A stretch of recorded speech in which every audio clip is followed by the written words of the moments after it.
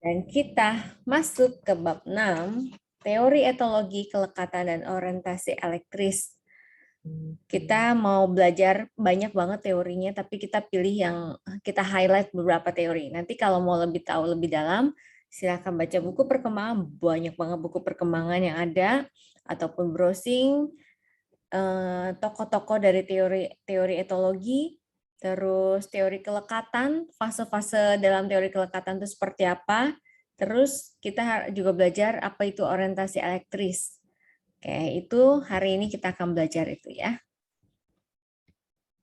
Kita mulai dari pengantar nih. Kemarin ini juga sempat ada kelompok yang membahas tentang ini. Evolusioner atau sosiobiologi, ini tokohnya Darwin, Lawrence, and Tinbergen. Jadi di sini ada kita mau mengulas sekilas tentang teori seleksi alam Darwin 1859. Tidak ada sifat baru yang perlu dimiliki semasa hidup individu. Ini poin-poinnya yang highlight dari teorinya seleksi alam ya. Di antara anggota-anggota sebuah spesies makhluk hidup terdapat variasi yang tak terhitung jumlahnya, dan di antara anggota yang bermacam-macam itu hanya kelompok tertentu yang berhasil bertahan hidup yang bisa menghasilkan keturunannya. Seleksi alam. Kebayang dulu kan ada zamannya dinosaurus, Jurassic Park, zaman dulu lah. Sekarang udah nggak ada kan? Itu.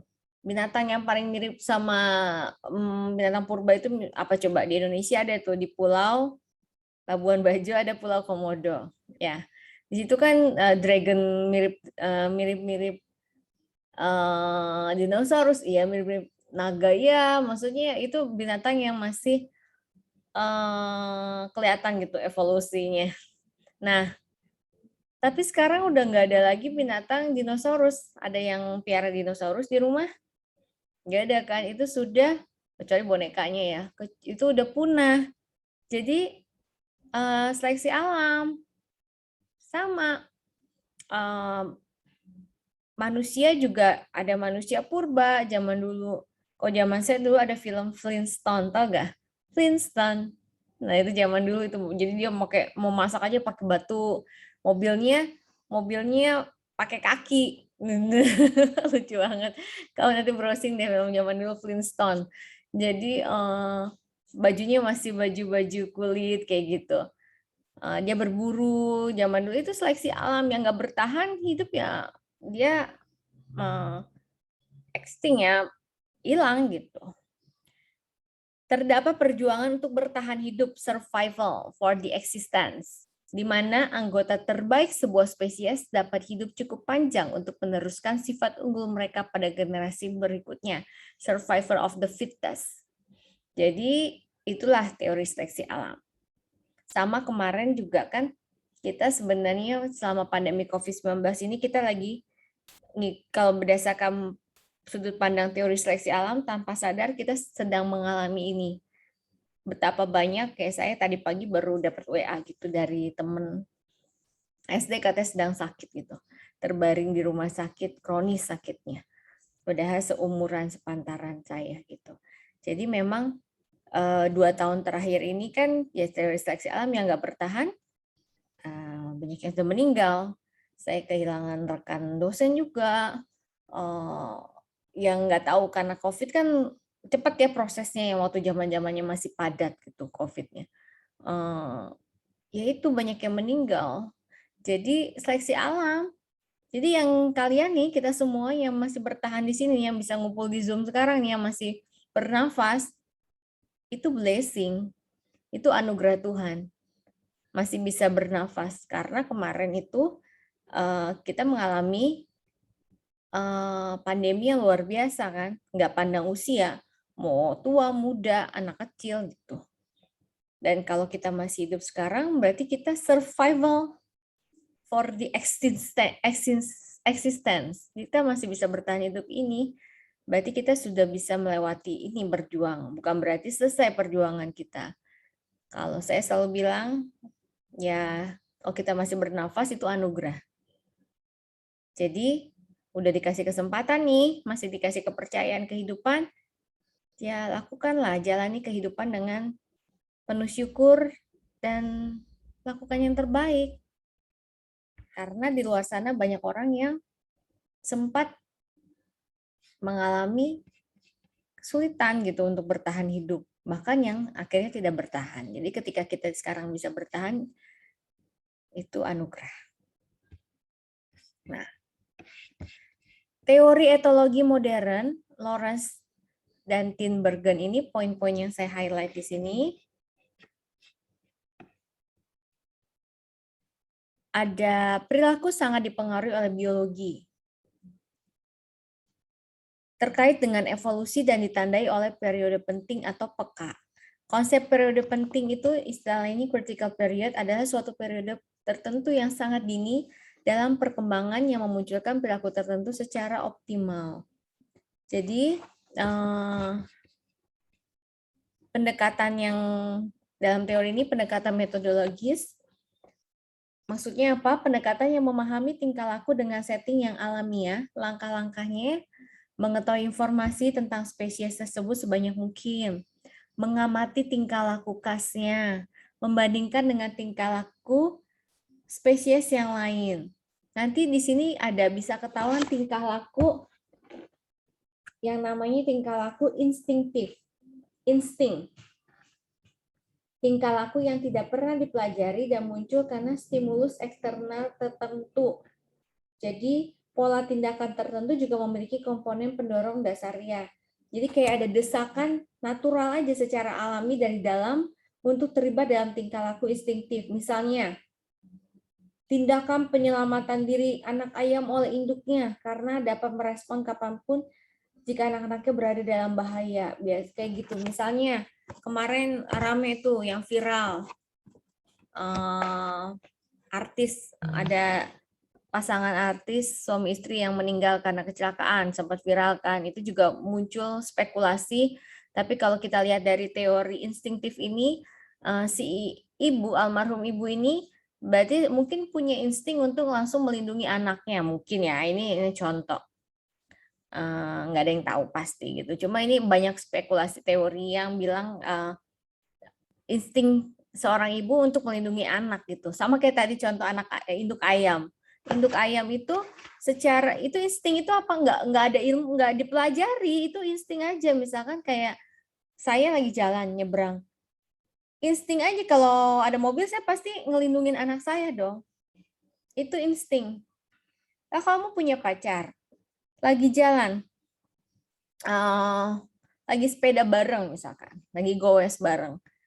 Kalau pacar kamu memang gentleman, dia akan instingnya, dia akan melindungi wanitanya kan. Gitu. Itu insting.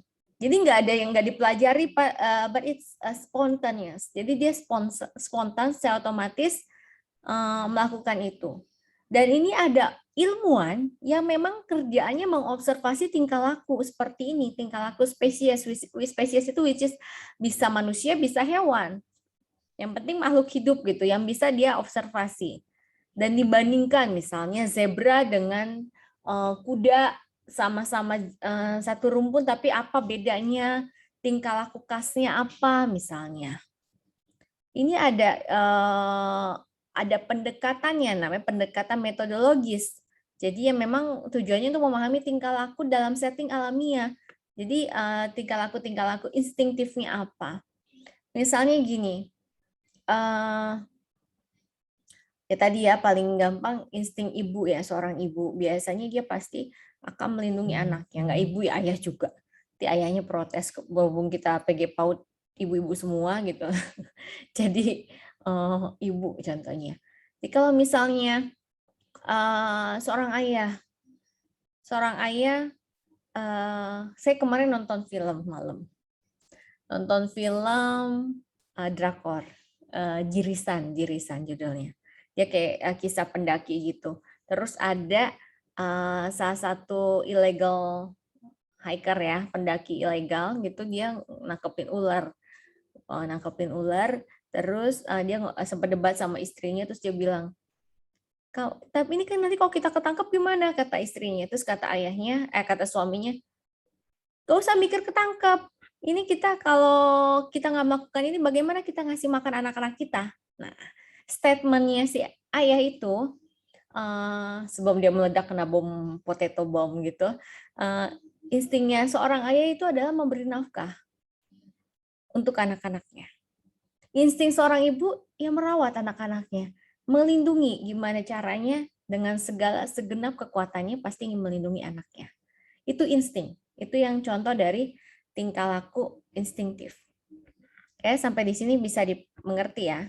Kenapa sih belajar psikologi kok kita belajar kayak begini? Ini kan udah jadul banget.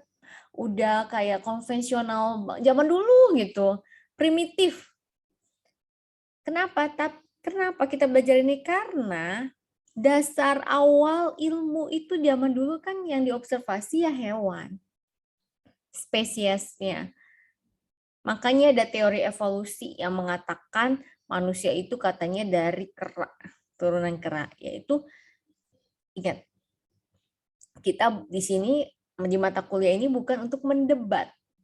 Seperti yang saya selalu bilang di awal, mungkin ada si tokoh A berpendapat anak itu merupakan kertas kosong.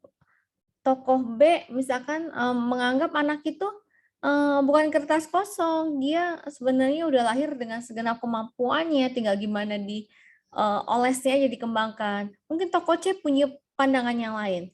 It's okay. Namanya juga teori, pendapat. Selama kita belajar, kita terima semuanya, kita pelajari. Tapi nanti kalian berhak untuk memilih mana yang memang kalian klik, serak gitu teorinya. Itu freedomnya kalian, kebebasan kalian untuk memilih. Tapi karena kita konteksnya belajar, kita belajar semuanya ya. Nah, sekarang kita masuk ke manusianya nih, yang memang pure kita belajar kelekatan, teori kelekatan Bowlby atau Bowlby's Attachment Theory.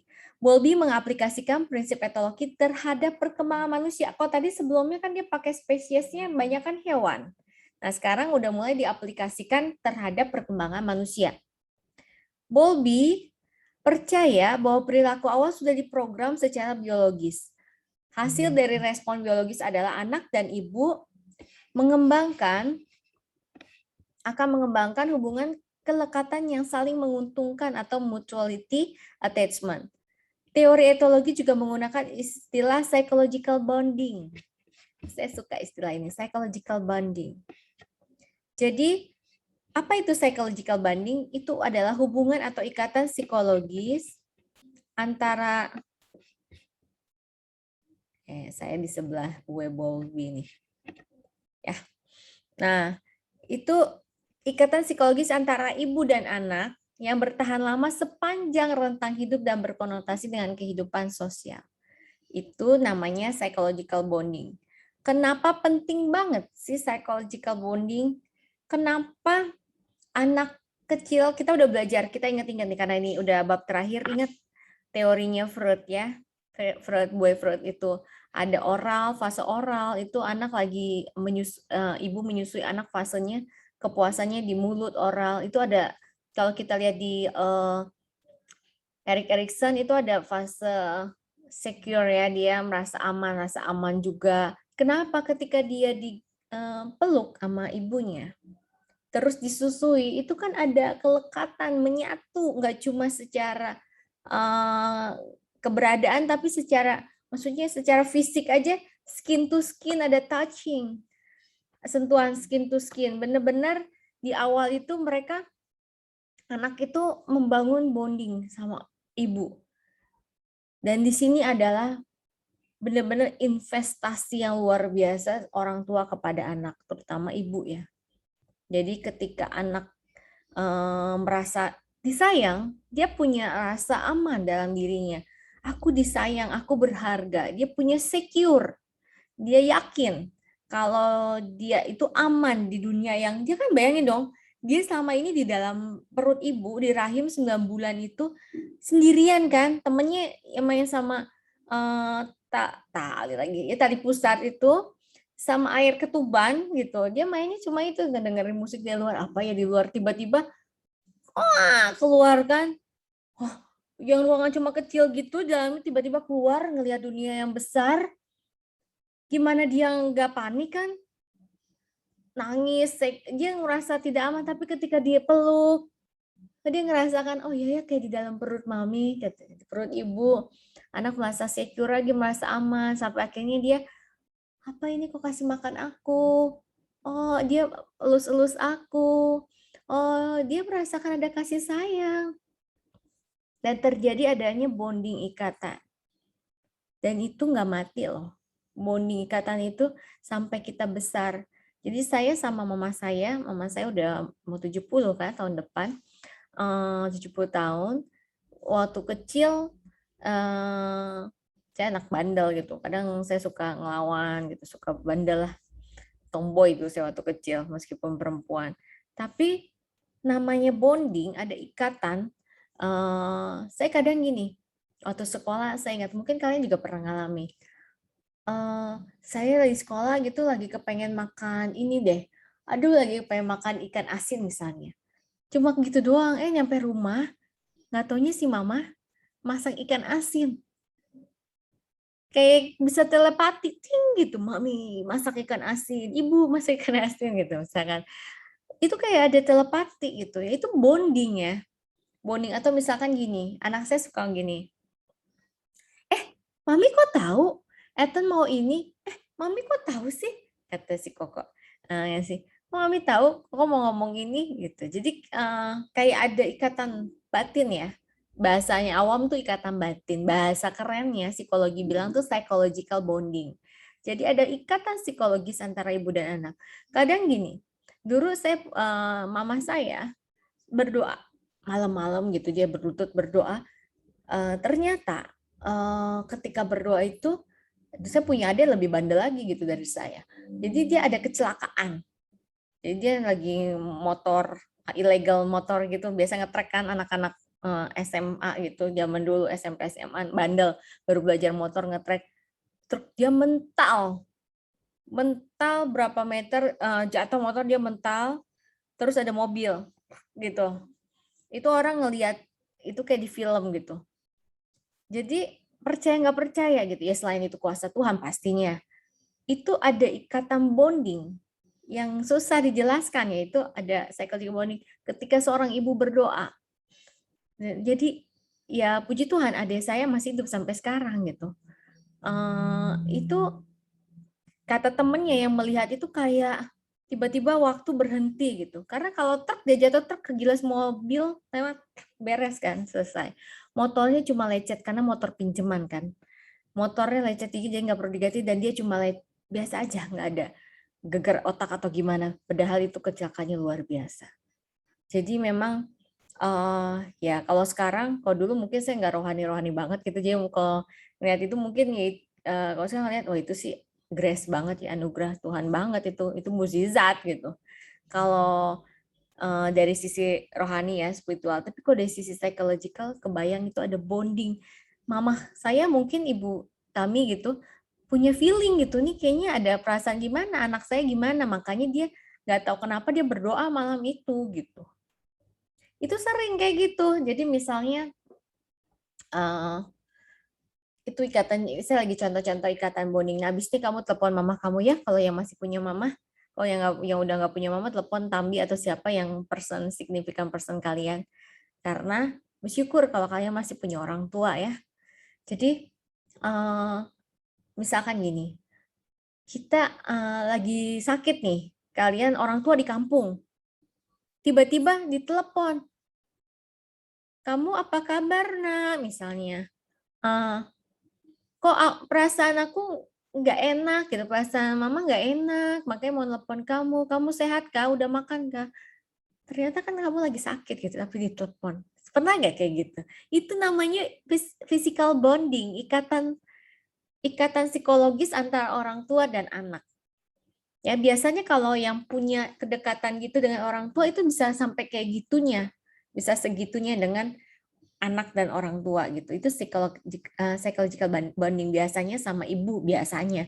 Karena kan yang memang menyusui itu dari awal tuh ibu. Ya, itu teori kelekatan Bowlby aplikasinya. Nah, teori etologi juga menggunakan istilah yang tadi ya, psychological bonding. Ini bisa bertahan lama yang tadi saya bilang, segede nggak mesti waktu kecil gitu. Setelah saya sampai sekarang juga kadang misalkan saya lagi sharing gitu, saya setiap kali mau sharing atau mau ngasih seminar atau diundang atau di interview atau diundang narasumber atau apapun lah pekerjaan, saya pasti Ma doain ya gitu. Ma doain aku mau ngomong di sini gitu. Mau ngamen di sini, mau ngamen di situ misalkan kayak gitu. Itu doa ibu tuh luar biasa. Maksudnya ya karena kita punya ikatan atau bonding gitu. Jadi ada secure. Padahal udah segede gini loh. Saya udah mau 40 tahun kan ini. 40 tahun tapi sama bondingnya itu sama kayak waktu kecil sama aja. Makanya dibilang di sini sepanjang rentang kehidupan. Ya. Jadi kan ada lagunya kasih ibu sepanjang masa lah ya. Kasih ibu tuh sepanjang masa. Ya, tak terhingga sepanjang masa ya. Itu ada lagunya kan. Makanya benar-benar bersyukur kalau kalian masih punya orang tua. Aduh Bu, gimana? Saya emang gak deket deh sama orang tua saya misalkan. Oh, saya dirawatnya sama Tambi Bue misalnya kayak gitu. Dan Tambi Buenya udah gak ada misalnya. Ya never let ya, gak pernah ada kata terlambat gitu. Ya selagi memang bisa, sekesel-keselnya kamu sama orang tua ya maafkanlah. Maafin, terus apa yang bisa kita lakukan yang terbaik. Meskipun telat. Ya, karena bonding ini kan mestinya waktu bayi. Waktu bayi misalkan kalian nggak dirawat gitu, ditinggalinnya nggak apa-apalah, itu mah urusan dia sama Tuhan kan, tapi sebagai anak kita harus menghormati orang tua. Apapun orang tua, seperti apapun orang tua kita, kita hormatin. Yang baiknya diambil, yang jeleknya jangan diambil. Bowlby menyatakan bahwa kita dapat memahami tingkah laku manusia dengan mengamati lingkungan yang diadaptasinya, yaitu lingkungan dasar tempat berkembang. Dan ini ada fase-fase kelekatan menurut Bowlby. Dari lahir sampai 3 bulan, respon tak terpilah kepada manusia. Maksudnya apa? Dia mau anak bayi itu nggak pilih-pilih siapa yang gendong dia, siapa yang kasih makan susu dia, misalnya. Dia mah oke-oke aja. Murahan lah anak bayi sampai 3 bulan, kasarnya gitu, dia udah gendong siapa aja juga ini. Nah, nanti 3 bulan sampai 6 bulan itu fokus pada orang-orang yang dikenal. Dia mulai milih maunya digendong sama maminya, misalkan susternya atau siapa yang perawatnya. Nanti 6 bulan sampai 3 tahun, kemelekatan yang intens dan pencarian kedekatan yang aktif, makin lagi dia siapa yang dia udah kenal, dia maunya sama dia terus. Makanya ada istilah bau tangan. Kalau digendong terus maunya digendong terus. Padahal ya nggak gitu juga sih. Itu kan istilah orang awam aja. Tapi memang kalau secara teori memang lagi fasenya dia seperti itu. Lagi kemelekatan yang intens. Nah, 3 tahun sampai akhir masa kanak-kanak itu mulai tingkah laku persahabatan. Nggak cuma nempel sama mamahnya doang, dia mulai punya teman. Dia mulai bisa ada sahabatnya, gitu. Udah mulai bisa cerita, nggak cuma sama orang tua. Nah, kayak saya nih sekarang udah ngerasa, ya makanya udah second plan ya kalau di Montessori bilang ngerasa aduh cepet banget gede gitu. Saya selalu tiap malam saya suka ngomong gini nih ya, silinya saya gitu. Konyolan saya bilang mami, Dede, Koko, nanti kalau mami udah tua gini, ini sindrom emak 40 tahun. Nanti kalau mami udah tua, kamu masih mau peluk-peluk mami gak gitu. Jadi kalau malam tuh karena saya seneng banget gitu kalau uyel-uyelan sama anak gitu, ngumpul malam ngobrol, berdoa bareng, baca renungan bareng, kadang baca buku bareng atau kita main bareng gitu. Ya, bonding time. Sampai segede gini masih bonding time, nggak mesti anak bayi aja. Bonding time itu sampai nanti remaja juga kalau memang masih mau gitu ya. Pasti umur panjang gitu ya. Kita pengennya sih bonding terus gitu. Jadi ini pelajaran hidup yang bisa kalian ambil. Kalian juga calon ibu kan. Nanti kalau kalian punya anak, jangan pernah merasa capek dan merasa buang-buang waktu ketika bonding time sama anak. Karena waktu itu cepat banget. Cepat banget. Nggak berasa udah 2022. nggak berasa anaknya udah gede, nggak berasa ya kayak gitulah gitu sampai anak saya tahun depan 10 tahun, Januari tahun depan. Wih, anak saya kalau masih hidup yang pertama tuh udah 15 tahun. Saya suka bercanda gitu sama suami saya kalau lagi di mobil gitu. Kalau si Kin almarhum ya, Kin masih hidup, kira-kira kita 45 tahun mungkin udah punya mantu gitu. Umur 45 tahun, 5 tahun lagi kita sebenarnya kalau mereka ini, tapi kan Tuhan berencana lain gitu. Jadi padahal kalau itu bercanda-bercanda jadi nenek termuda kali ya saya gitu. Maksudnya nenek gaul tambi gaul gitu. Tapi kan anak saya udah meninggal. Kalau dia hidup udah umur 15 tahun. Gitu. Jadi memang kemelekatan itu tidak dibatasi usia sebenarnya. Tapi memang porsinya beda-beda. Gini maksudnya, kalau anak remaja kan nggak mungkin dia masih mau, Mami, aku mau tidur sama Mami. Nggak mungkin kayak gitu kan. Aku mau tidur sama Mami, tapi badannya udah gede gitu, remaja gitu gini. Ya ada sih yang bercanda-bercanda, tapi nggak samanya kayak gitu, mau tidurnya terus sama enggak kan. Tapi yang namanya lekat ya, misalkan dia masih seneng ngobrol, curhat. Nah, anak remaja, anak kalian yang masih mau curhat sama orang tua, berarti kamu kelekatannya masih oke tuh sama orang tua, padahal kalian sudah remaja akhir atau dewasa awal. Berarti bondingnya masih baik. Tapi ada anak yang males banget kan ngomong sama orang tuanya. Udah nggak mau curhat tuh, udah males tuh curhat sama orang tuanya. Eh, itu berarti bondingnya kurang oke, misalkan kurang dalam. Ya, nggak ini ya maksudnya yang nggak tahu kenapa itu yang tahu cuma masing-masing anak dan orang tuanya masing-masing gitu. Nah kalau saya selalu bilang ke anak-anak saya sampai nanti mami tua ya kayak kayak kayak Tambi kayak grandma grandpa eh, kamu saya kasih contoh saya juga masih suka peluk mama saya papa saya gitu masih kadang saya juga ngobrol bercanda gitu ya sebenarnya saya lagi ngasih contoh nanti kalau saya tua kamu juga gitu ya gitu karena saya jangan nanti udah tua udah punya istri anak saya cowok semua kan udah punya istri nanti lupa gitu sama orang tua gitu jadi ya bangun kelekatan lah sama anak kalau kita nggak mau dilupain nanti tua ya lagi kecilnya gini kita investasi apa investasi bonding, investasi kasih sayang. Ya, ini saya kayak bukan ngajar lagi kayak lagi kasih seminar ke ibu-ibu ini jadinya. Ya kalian calon ibu lah ya. Ini modal kalian bonus kelas terakhir. Kelas materi terakhir maksudnya. Orientasi teoritis elektris. Salah satu metode yang digunakan adalah melakukan komparasi. Nah, ini kita udah masuk terakhir ya. Kita melakukan komparasi atau perbandingan beberapa teori untuk mencoba memahami seseorang atau seorang anak secara lebih komprehensif atau utuh, holistik ya.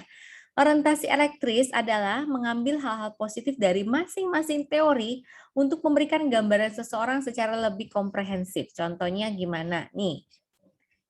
Oke.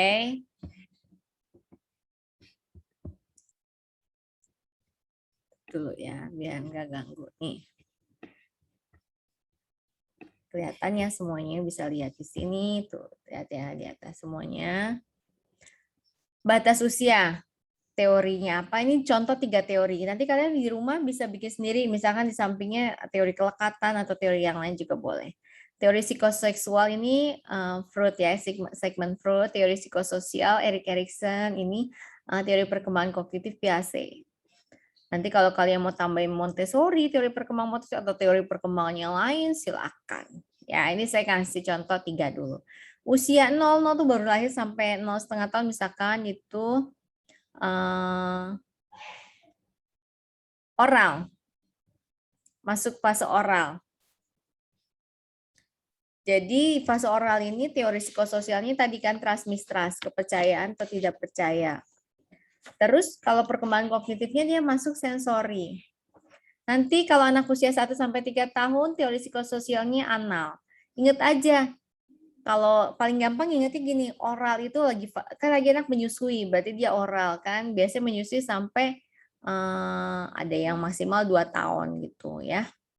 Ini mungkin 0 apa 0,5? Kalau di sini 0,5 ya. Ya Tapi oral sendiri ini dia sampai 18 bulan. 18 bulan mentok-mentoknya itu 24 bulan atau 2 tahun mentoknya oral ya. Anak harus disapih. Terus 1-3 tahun dia mulai masuk fase anal. Lagi belajar toilet training. Ingatnya gitu aja, toilet training anal gitu. Otonomi mulai anak belajar untuk mau punya otonom, punya kuasanya sendiri. Versus rasa malu dan keraguan-raguan. Teori perkembangan kognitifnya dia masuk sensori motor dan mulai memasuki praoperasional itu 2-7 tahun. 3-6 tahun itu fase valik. Kalau Erikson bilang prakarsa, prakarsa tuh inisiatif ya versus guilt, rasa bersalah. Feel guilt ya. Rasa ini masuknya praoperasional. 2-7 tahun kan masih praoperasional. 6-11 atau 12 tahun tuh masuk fase laten. Di sini anak masuk usia sekolah SD. Bayangin, anak SD primary dia mulai belajar untuk tekun. Di sini lagi fasenya dia senang belajar. Kalau gagal dalam akademis, dalam belajarnya dia jadi minder. Di sini udah mulai masuk operasional konkret. Nanti 11-15 tahun itu fase genital. Genital di sini lagi membangun identitas versus kekaburan. Maksudnya identitas identity first, identity confused atau pusing, kabur perannya. Ini masuknya masih operasional konkret. Nah, 15-18 tahun ini sekedar informasi kalau kalian cukup sampai di sini nih kita belajarnya. Ya, PAUD itu kan cukup sampai 6 tahun. Ini sekedar informasi, ini masuk ke internal versus isolasi, ini masuknya udah masuk ke operasional formal. Yang di sini nih operasional konkret udah mulai masuk ke operasional peralihan, operasional konkret dan operasional formal. Ya, gitu. Selesai.